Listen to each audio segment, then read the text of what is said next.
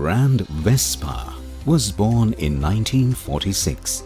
The Vespa has a unique design with a V-shaped grille to complement its sleek cast. The Piaggio emblem at the front gives you the pride of ownership, innovative appearance.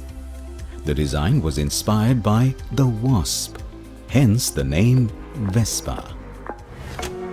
Adom gari macha darkar oibibra?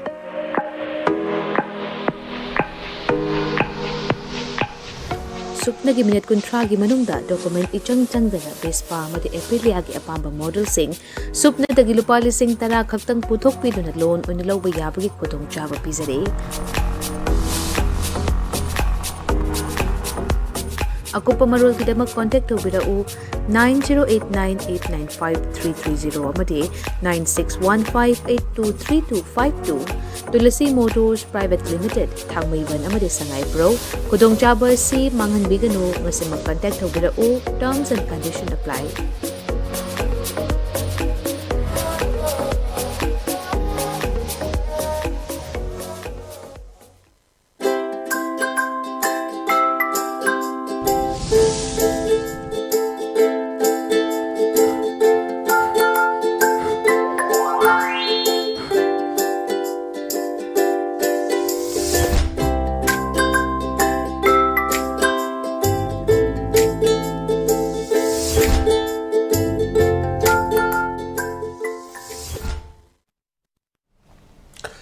Good afternoon, ELITETV ki test of cartoon ki mahaw meng tabi ribu amatara mukchari mo nga sing phala pong pao si singki cartoon singda cartoon singda kari phondong liba kari haning liba wakal khalan libra kari to haning liba habdu khangna bi tanza lo jage aham de lokha jage maru na khoi sana lebak pao se ki loire dana habduni haiba sinsi da khoi chief minister ki photo in the Lobusu Yai Natraga, Home Minister photo in the Home Minister, the Mako Chomde, the Prime Minister given us Lobby.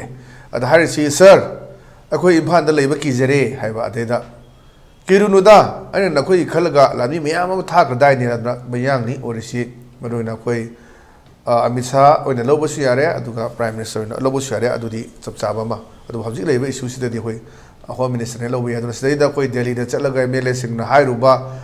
Hadley issuing from the Tamdaba, Duga, Moquin, Aki, but your formula Tamuba, Aduina Tamuraba Jala, Kaina having kind of a form the Luna, Kirunuda, and a Koi Kalaga, Lami Mayamo Taka dining housing, Lami Lissing Tra, Marie Hendelakiba, Makar Company, Tara, Musu, Janakani Heidi, Dukadaida, later Kari Toribuki Habasi Persana, Hazing, Angry Bangakani, Mam, as a newspaper, Pav, Taduko Pav, the Loina Unarabani.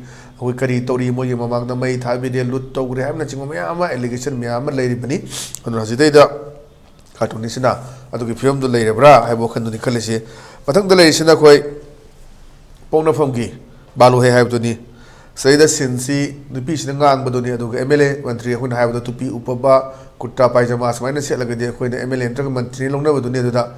I issue Miam the Hive door, no any yanning, Toning. Yeah, the Tory in there. Has it Miam, has it Lord say, when the Gadi Pum Tado, Kado, Akoy, the Kulai, Pibido, I am Perzam, Miam, Lauri, Miam, Senatuna. So I said that MLS ministers and the Kali Wakalondo, Smile Laram Gani, have a Wakan Kanbaduni, Adu Fum Dunia Kogi, Balu Haki, cartoonist in the period of Fum Seduna, Perzasing has it paid the Amalakpa, Masia Tanarakpa, Tongantuana Sanarakpa, the Gi, Tongantuana Chi, in the Mayamazi. Aziki issues the upon Magi Sakama Sakapam, which the way to Hai Tabi Wakalonama, Mayam Oribus the Praza section Kana, Pogdo Home Labor Duni Aduna. So I see the Karikali, MLA ministers in the Karikali Wakando, the singers to Utopani and Logage. But on the last enough we heard Bogi us, Lloyd Habiduni, say that Manawangang Bagimin near the Mawangang Busita, Mimiam, Sienavado. Karikino, I know Wangang Batarakan, the Queen Lady. Other Marakume. Sargi Wanganga, Mihun Chekale, Hadisi, Nanging but the Nangaki Monga, Majitorba, break Panadabagi, as over issue Malayba, and Mapoche Meamalay, Aduki Potu Dani Haji, Karito Gadagi, Hybrid Sigma Meama, Kwaji, Kanava, Aduki Senduni, Haji Uliba Poche. Adukamatang the lady Sinakoi, it's a Lespeski, Nairi Hay Habitoni. Nairi has the boy worries Hanone. Without Handaki Rangsibu, Karum Kanlu Dujano.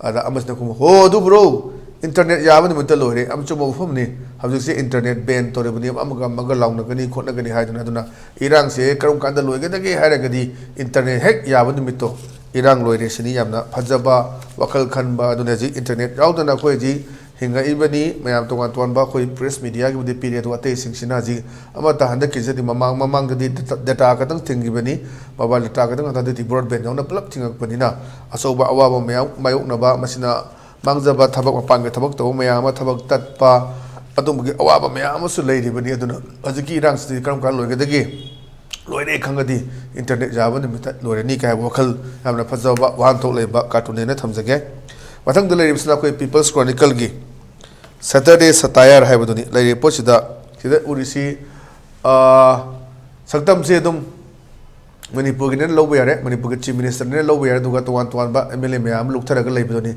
remember legislature and the legislature is not a cup of tea my man aduna me am se aduna hajik resign tawro kholo ama tawro hare me am sing da khoi resign tawgi matam nati aduna legislature madi adug legislature se karino hai se masi irai lai ba cup of tea nati ana mun wakhan khalu hai bani aduna me am se ngang ba sauna ba me am sing se adu control tawna bagi wafam aduga MLA khaliba chief minister kamai khaliba hai masi wakhal sing si oiram gadra hai ba magi assumption duni haji cartoonist tu ge duna me am su dum feedback session preview kamai torga di hena te so cartoon je hena phajaga de hai ba me am pibirak pa akoi session feedback akoi thabak ta othona hona jagi haji bol loina ngasi gi di te so cartoon pasang thai vision jere meng ta biri sing ba kar khurum jagu loina kanel methani jere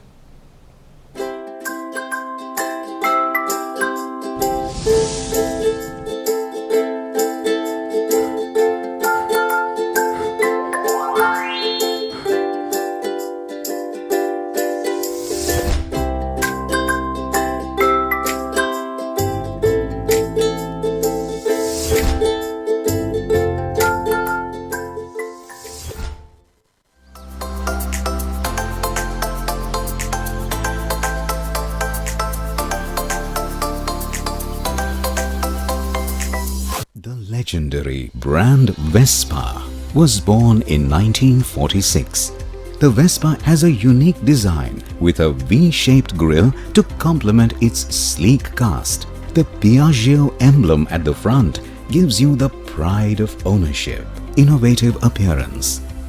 The design was inspired by the wasp, hence the name Vespa. Adom gari macha darkar oibidra?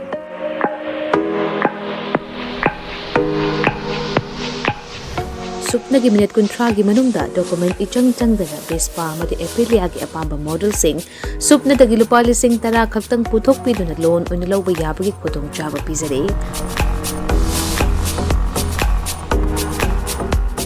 Akupa marol kidamak contact tawbirau 9089895330 amadi 9615823252 Tulasi Motors Private Limited Thangmaiban amadi Sangay Pro Kudong Chaba si Mangan Bigano ngasi mag-contact tawbirau terms and condition apply.